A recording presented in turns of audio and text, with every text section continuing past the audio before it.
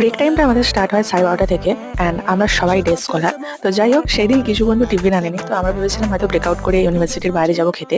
But আমাদের একটা গুণধর বন্ধু আমাদের আইডি কার্ড নিতে ভুলে গেছে। তো যাই হোক, আমরা যদি বেরোতাম তাহলে আর আসতে পারতাম ইউনিভার্সিটিতে।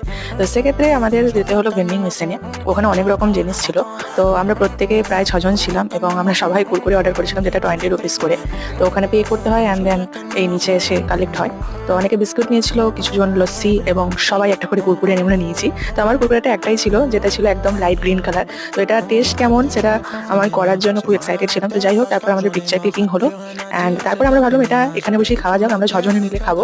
যদি এটা ক্লাসে নিয়ে যাই তাহলে তো আর পাওয়াই যাবে না একটাও। তো আমরা একটা প্লেস পেয়েছিলাম কাছেই, আমাদের সেন্ট্রাল লাইব্রেরির নিচে, অর্থাৎ গ্রাউন্ড ফ্লোরে একটা জায়গায় ছিল। সেখানে আমরা 6 জন লম্বাভাবে বসে পড়লাম অ্যান্ড দেন একটার পর একটা finish it. So yeah, that's all. Tiffin টাইমটা আমাদের খুব ভালো গিয়েছিল অ্যান্ড আপনাদের এরা দুজন আবার কেন কিনেছিল। তো আমরা ডেড অব দিয়ে এই করলাম। So story of vending machine.